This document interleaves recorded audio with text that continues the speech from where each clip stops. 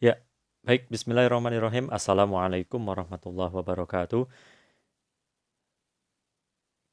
Para kelas 12 yang sedang belajar daring di rumah, ini adalah materi akhlak yang kedua. Setelah kemarin, kurang lebih 2 atau 3 minggu yang lalu, atau 4 minggu yang lalu, atau pada pertemuan pertama, kita sudah membahas tentang eh, bagaimana itu thariqat, apa itu thariqat, dan definisi-definisi dari thariqat itu sendiri.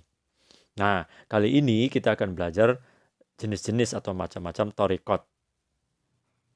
Oke, yang pertama adalah thariqat Qadiriyah dan tokohnya. Thariqat Qadiriyah merupakan nama thariqat yang didirikan oleh Syekh Muhyiddin Abu Muhammad Abdul Qadir Jailani Al-Baghdadi. Jelas dari namanya juga, ini Al-Baghdadi. Berarti pertama kali di Baghdad. Thariqat Qadiriyah berkembang dan berpusat di Irak dan Syria. Di Indonesia, tradisi tarekat ini juga masih melekat di masyarakat kita. Syekh Abdul Qadir Al-Jailani merupakan tokoh yang sangat masyhur. Namanya selalu disebut dalam tradisi tawasul. Acara-acara apa? Acara-acara keagamaan. Biasanya ini di kalangan Nahdiyin menggunakan tawasul Syekh Abdul Qadir Al-Jailani seperti itu. Tarekat ini sudah berkembang sejak abad ke-13. Nah, ajaran tarekat Qadiriyah yang pertama, zikir dengan mengucap La ilaha illallah setelah sholat wajib sebanyak 165 kali. Atau bahkan ada yang lebih. Itu ketika dilakukan di luar sholat wajib. Dianjurkan zikirnya jahar. Atau juga ada yang zikir khafi. Pengucapannya memiliki cara tersendiri nih yang unik.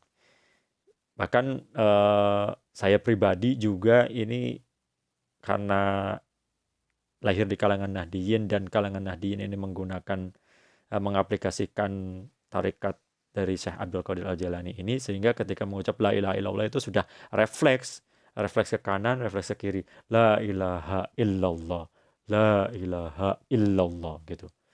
Bahkan sampai merem gitu. Tapi meremnya itu nggak sampai ngantuk gitu. Gitu uniknya. Alhamdulillah. Jadi kata la dibaca sambil dibayangkan dari pikiran, ditarik dari pusat hingga otak. Kemudian kata ilaha dibaca sambil menggerakkan kepala ke sebelah kanan dan ditarik dari pusat. Dan kata ilallah dibaca dengan keras sambil dipukulkan ke dalam hak sanubari sambil ke bagian sebelah kiri. Illallah. La ilaha illallah. La ilaha illallah. Ya, kiranya seperti itu. Sebanyak 165 kali. Kemudian yang kedua adalah membaca istighfar paling sedikit 2 kali atau 20 kali dengan lafaz Astagfirullahalghafurur rahim. Seperti itu. Yang ketiga, membaca solawat sebanyak itu pula dengan lafaz Allahumma salli ala Sayyidina Muhammad wa ala alihi wa sahbihi wa sallim. Yang kita kenal bahkan di kalangan Nahdiyin itu adalah uh, acara keagamanya yaitu solawatan namanya. Karena dulu saya dari kecil sampai usia 25-an, 26 itu di kalangan itu, jadi sering mengikuti acara-acara solawatan seperti ini. Itu alhamdulillah. Kemudian yang keempat, membaca Sayyidina Muhammad Rasulullah Sallallahu Alaihi Wasallam, lalu membaca solawat Allahumma salli ala Sayyidina Muhammad, salatan tunjina biha min jami'il ahwal wal afat. Seperti itu. Yang berikutnya adalah membaca surat Al-Fatihah ditujukan kepada Rasulullah SAW dan kepada seluruh syekh-syekh tarekat Qadiriyah serta para pengikutnya juga seluruh orang Islam baik yang masih hidup maupun yang sudah mati.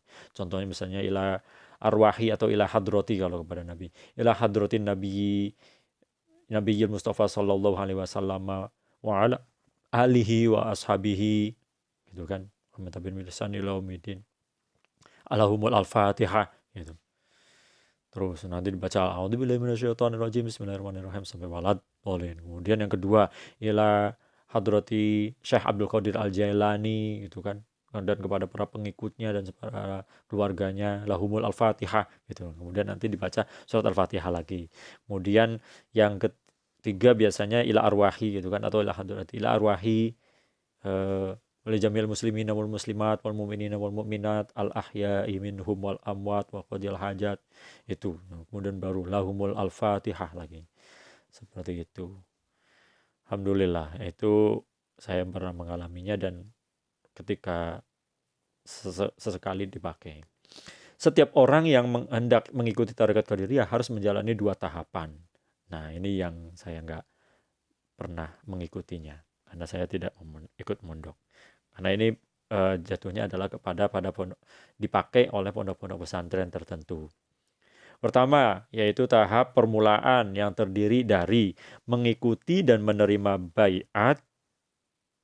Baiat siapa? Baiat guru sebagai pertemuan pertama antara guru dan murid.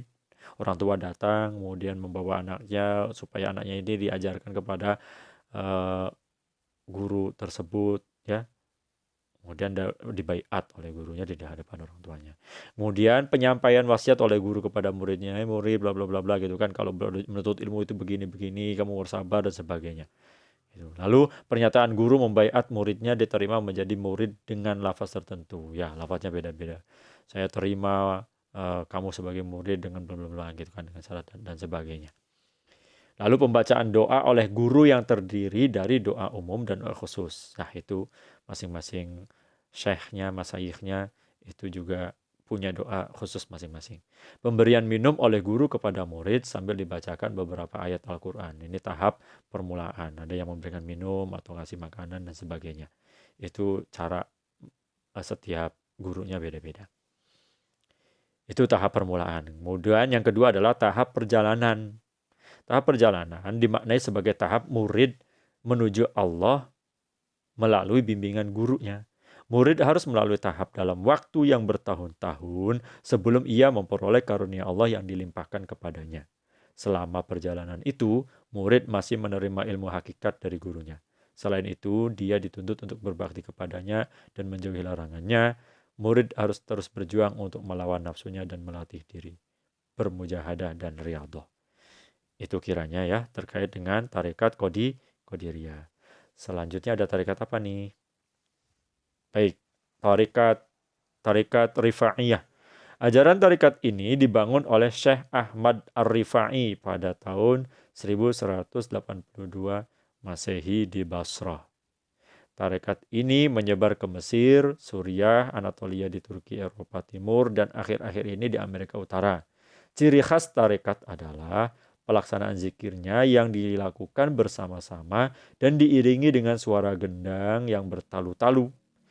Zikir tersebut dilakukan sampai mencapai suatu keadaan di mana mereka dapat melakukan perbuatan-perbuatan yang menakjubkan, antara lain berguling-guling dalam cara dan tidak mempan oleh senjata tajam.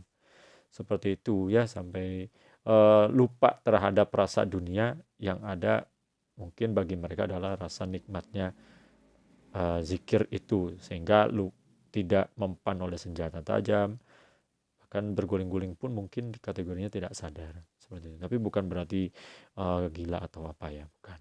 Tapi ini adalah tarekat yang tujuannya adalah untuk mendekatkan diri kepada Allah Subhanahu wa taala.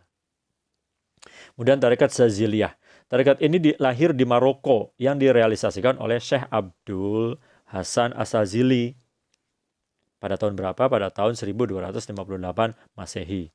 Tokoh tarekat Saziliyah, yaitu tarekat Saziliyah adalah tarekat yang dipelopori oleh Syekh Abdul Hasan As-Sazili. Nama lengkapnya, wah panjang sekali ini. Mudah-mudahan ini cukup untuk satu soal esai dan akan butuh hafalan yang luar biasa. Abdul Hasan As-Sazili Al-Hasani bin Abdullah Abdul Jabbar bin Tamim bin Hurmuz bin Hatim bin Qusay bin Yusuf bin Yusa bin Wad bin Battal bin Ahmad bin Muhammad bin Isa bin Muhammad. Masya Allah ya. Ya silakan dihafal, nanti ada di soalnya. Ajaran pokok tarekat Saziliyah yaitu yang pertama, tauhid dengan sebenar-benarnya tauhid yang tidak musyrik kepada Allah Ta'ala. Udah jelas ini. Semua ini dasar fondasi umat Islam. Tauhidnya ya harus benar-benar tauhid ya. Ketakwaan terhadap Allah Subhanahu wa taala lahir dan batin yang diwujudkan dengan jalan bersikap wara dan istiqomah dalam menjalankan perintah Allah Subhanahu wa taala. Harus bersikap selalu merasa diawasi oleh Allah Subhanahu wa taala. Itu ketakwaannya. Kemudian konsisten mengikuti sunnah Rasul, baik dalam ucapan maupun perbuatan, yang direalisasikan dengan selalu bersikap waspada dan bertingkah laku yang luhur. Nah ini harus konsisten. Mampu tidak kita? Insya Allah kita coba, mudah-mudahan kita mampu ya. Berpaling hatinya dari makhluk, baik dalam penerimaan maupun penolakan, dengan berlaku sadar dan berserah diri kepada Allah Subhanahu wa taala. Kemudian ridho kepada Allah baik dalam kecukupan maupun kekurangan yang diwujudkan dengan menerima apa adanya. Qanaah, tidak rakus dan menyerah. Nah ini apapun gitu. Baik dalam kesenangan, duka, suka, duka, ya semuanya ridho aja, pokoknya ridho aja. Ya, tentunya mereka tetap berusaha gitu. Ya. Kembali kepada Allah baik dalam keadaan senang maupun dalam keadaan susah. Yang diwujudkan dengan jalan bersyukur dalam keadaan senang dan berlindung kepadanya dalam keadaan susah. Itu Masya Allah, luar biasa sekali ini tarikatnya ya. Mudah-mudahan kita bisa mengambil hikmah dari tarikat ini dan menjadikan pribadi kita yang berkepribadian luhur dan selalu bertakwa kepada Allah Subhanahu wa taala. Amin amin ya rabbal alamin. Selanjutnya adalah tarikat Maulawiyah. Maulawiyah merupakan tarikat yang berasal dari ajaran sufi besar bernama Jalaluddin Rumi. Ya, pada tahun 1273 Masehi. Di mana? Di Turki. Tarikat ini menyebar luas ke beberapa wilayah, diantaranya di Turki dan Amerika Utara. Salah satu keunikan pada praktik ajaran sufi tarikat ini adalah tata cara meditasinya nih, yaitu berputar-putar seperti menari-nari cukup lama. Upaya ini merupakan bagian dari cara untuk mengingatkan seseorang bahwa segala sesuatu berawal dari sebuah putaran. Hidup merupakan putaran dari tiada menjadi ada, kemudian tidak ada, lalu ada, dan tiada lagi. Seperti itu. Ya, ya yang muter-muter itu ya. Adalah di video-video di YouTube, lihat di situ ajarannya seperti itu, muter-muter. Kemudian Maulana Jalaluddin Muhammad Rumi juga dikenal dengan nama Maulana Jalaluddin Muhammad Balkhi. Ajaran Tarikat Maulawiyah. Tarikat Maulawiyah adalah sebuah tarikat pengikut Jalaluddin Rumi. Tarikat ini mengajarkan ajaran sufistik beraliran Jalaluddin Rumi. Jalaluddin sendiri merupakan seorang sufi yang memperkenalkan tarian The Whirling Dervishes atau tarian sufistik. Ajaran tasawuf yang ditekankan lebih terkenal pada sisi musik sufistiknya. Apapun caranya, tarikatnya jelas semuanya menuju untuk mendekatkan diri kepada Allah. Tarekat Syatariyah adalah aliran tarekat yang pertama kali muncul di India pada abad ke-15. Tarekat ini dinisbahkan kepada tokoh yang mempopulerkan dan berjasa mengembangkannya, yaitu Abdullah Ash-Shattar pada tahun 1429 Masehi. Ajarannya, ya, ini paham wahdatul wujud atau wahdatul wujud dengan pengertian bahwa Tuhan dan alam adalah satu kesatuan atau Tuhan itu imanen dengan alam. Bedanya wujud yang hakiki hanya Allah, sedangkan alam ciptaannya bukan wujud yang hakiki. Seperti itu sampai mereka berpikirannya. Yang kedua adalah insan kamil atau manusia ideal. Manusia adalah penampakan cinta Tuhan yang azali kepada esensinya. Yang sebenarnya manusia adalah esensi dari esensinya yang tak mungkin disifatkan itu. Oleh karenanya Adam diciptakan Tuhan dalam bentuk rupanya, mencerminkan segala sifat dan nama-namanya sehingga ia adalah dia. Dan yang ketiga, manusia adalah kutub yang diedari oleh seluruh alam wujud ini sampai akhirnya. Pada setiap zaman ini, ia mempunyai nama yang sesuai dengan pakaiannya. Manusia yang merupakan perwujudannya pada zaman itu, itulah yang lahir dalam rupa-rupa para nabi, dari Nabi Adam alaihissalam sampai Nabi Muhammad SAW dan para kutub wali tertinggi pada satu zaman yang datang sesudah mereka. Yang keempat, ajaran Tarikat Syatariyah adalah hubungan wujud Tuhan dengan insan kamil itu sendiri bagaikan cermin dengan bayangannya. Masya Allah ya. Pembahasan tentang insan kamil ini meliputi 3 masalah pokok, yaitu masalah hati, kejadian manusia yang dikenal dengan a'yan kharijiyah dan a'yan. Kemudian menekankan pada rekonsiliasi syariat dan tasawuf, yaitu memadukan tauhid dan zikir. Tauhid itu memiliki 4 martabat bagi mereka ya, yaitu tauhid uluhiyah, tauhid sifat, tauhid zat, dan tauhid af'al. Lalu segala martabat itu terhimpun dalam kalimat La ilaha illallah. Oleh karena itu, kita hendaklah memasrahkan diri dengan La ilaha illallah. Begitu juga halnya dengan zikir yang tentunya diperlukan sebagai jalan untuk menemukan pencerahan. Intuitif kasyaf guna bertemu dengan Tuhan Allah. Yang berikutnya adalah tarikat Naksabandiyah. Nah ini yang terkenal di televisi-televisi, mereka eksis dan ada banyak di Indonesia dan itu hidup berdampingan dengan kita. Tokoh tarikat Naksabandiyah Baha ad-Din Naksabandi sebagai pendiri tarikat ini dalam menjalankan aktivitas dan penyebaran tarikatnya mempunyai khalifah utama, yaitu Yakub Karki, Ala ad-Din Attor, dan Muhammad Parsa. Yang paling menonjol dalam perkembangan selanjutnya adalah Ubaidillah Ahror. Ajarannya seperti apa? Yuk kita perhatikan. Ajaran dasar tarikat Naksabandiyah pada umumnya mengacu kepada 4 aspek pokok, yaitu syariat, thariqat, hakikat, dan ma'rifat. Zikir, bagi tarikat Naksabandiyah ada 5 tingkatan juga. Murid belum boleh pindah tingkat tanpa ada izin dari gurunya. Nah ini yang menarik. Kelima tingkat itu adalah zikir ism al-zat, zikir al-lata'if, kemudian zikir na'if wal ithbat, zikir wukuf, dan zikir muraqabah. Jadi yang A, kalau belum selesai, belum paham banget, belum nyampe, maka tidak boleh loncat ke B atau langsung loncat ke E. Nah, itu nggak bisa. Ya. Tarikat Suhrawardiyah.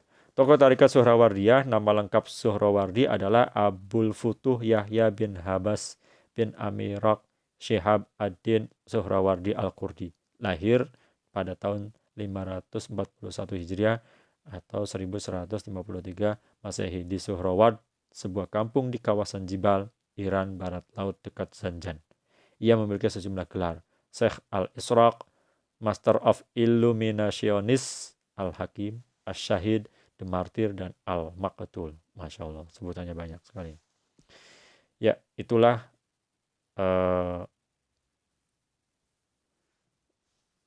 proses pembelajaran tentang tarikat. Untuk bab tarikat, alhamdulillah selesai. Dan tentunya mudah-mudahan yang kelas 12 sekarang ini bisa memahaminya. Terima kasih atas perhatiannya. Wassalamualaikum warahmatullahi wabarakatuh.